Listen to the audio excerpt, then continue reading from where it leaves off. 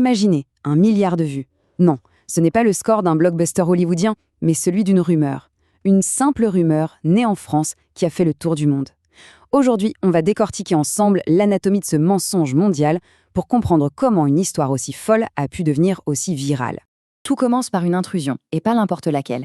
Imaginez la scène, on est à l'Élysée et l'équipe de Brigitte Macron découvre que son identité a été modifiée sur un site officiel du gouvernement, celui des impôts. À la place de son nom, cette phrase.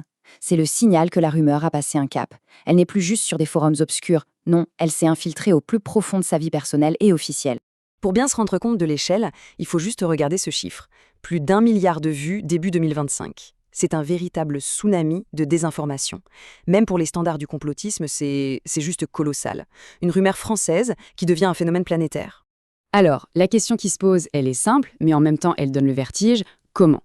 Comment une histoire pareille, aussi improbable, peut non seulement exister, mais se propager à une telle vitesse ? C'est cette mécanique qu'on va démonter pièce par pièce. Parce qu'avant d'être une affaire de clics et d'algorithmes, c'est une affaire profondément humaine. L'onde de choc, bien sûr, elle traverse l'Élysée, mais elle frappe surtout au cœur de la famille. Pensez-y une seconde. Les petits-enfants de Brigitte Macron qui entendent dans la cour de récré que leur grand-mère serait en fait leur grand-père. La violence de la chose est intime, elle est réelle. D'ailleurs, Brigitte Macron l'a dit elle-même avec ses propres mots. Ils étaient en train de bouleverser ma généalogie, la généalogie de mes parents, et là, c'est impossible.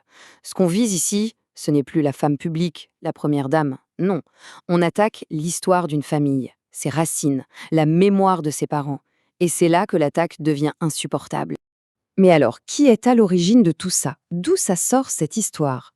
Eh bien, la source est une femme qui se présente comme Natacha, une sorte de journaliste autoproclamée. Et ce qui est intéressant, c'est qu'avant d'inonder Internet, elle a essayé de vendre son scoop à des médias traditionnels, sans aucun succès évidemment.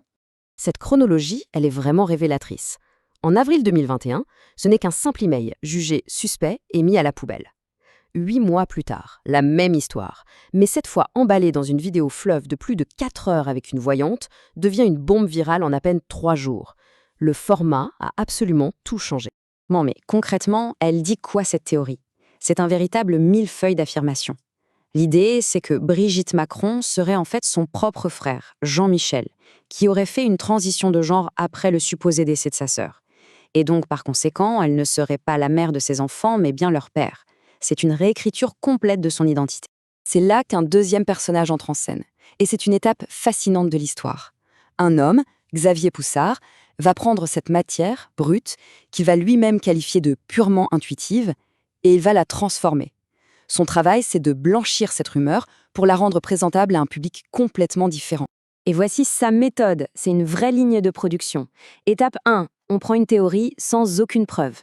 Étape 2, on l'enrobe de quelques détails qui ont l'air de la confirmer, même s'ils sont sortis de leur contexte. Étape 3, on emballe le tout dans un format qui ressemble à du vrai journalisme d'investigation. Et l'objectif final, c'est de vendre ce mensonge à une audience qui, de toute façon, est déjà prête à l'acheter. Et c'est à ce moment-là que le mensonge prend son envol. Aidé par les changements d'algorithmes sur les réseaux sociaux et surtout par la reprise par des influenceurs internationaux, la théorie quitte la France. Elle traverse l'Atlantique, elle atterrit aux États-Unis et là-bas, elle va connaître une seconde vie, encore plus explosive. On assiste ici à une adaptation marketing quasi parfaite. En France, la rumeur est vendue sous l'angle du secret de famille, du couple atypique. Mais aux États-Unis, on change complètement le produit pour l'adapter au marché local. Là-bas, on parle d'un président qui protège les pédophiles, un thème qui résonne énormément dans la sphère pro-Trump. Le message s'adapte à sa cible. L'artisane de cette internationalisation, c'est l'influenceuse américaine Candace Owens. Elle ne se contente pas de traduire la rumeur, non, elle la professionnalise. Elle en fait une série de vidéos au montage ultra léché, avec une esthétique quasi hollywoodienne. Elle donne au mensonge un vernis de légitimité, et surtout une audience de plusieurs millions de personnes. Parce qu'il faut bien comprendre que ce n'est pas un cas isolé. En fait, l'affaire Macron n'est que la dernière application d'une formule, d'un modèle bien rodé. Un modèle qui est non seulement reproductible, mais qui est aussi très, très rentable. Ce phénomène porte même un nom, la transvestigation.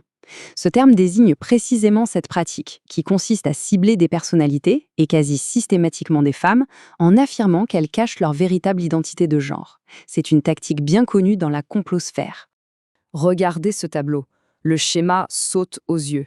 Avant Brigitte Macron, il y a eu Michelle Obama, surnommée Big Mike. Il y a eu Jacinda Ardern, l'ancienne première ministre de Nouvelle-Zélande. La tactique est toujours la même, on cible des femmes de pouvoir et on attaque leur identité de genre pour tenter de les délégitimer. Et voilà le moteur de tout ça, l'argent. Parce que derrière la prétendue croisade idéologique, il y a une énorme machine à cash. L'empire médiatique d'Alex Jones, par exemple, a généré plus de 140 millions de dollars en seulement 3 ans. Le complot, ce n'est pas qu'une passion, c'est un business qui monétise la colère et la controverse. Ce qui nous amène à la situation d'aujourd'hui. Le mensonge a fait son chemin, mais la riposte s'organise. On entre maintenant dans une nouvelle phase, celle d'une bataille juridique acharnée et dont l'issue est encore loin d'être certaine. La réponse judiciaire, c'est un vrai sac de nœuds. Il y a le front américain, avec cette plainte contre Candace Owens, ce qui est une première historique. Il y a le front français, avec de multiples procédures.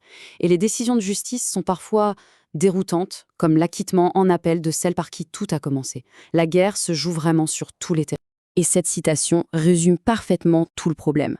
Une fausse information ne meurt jamais vraiment. Elle se transforme.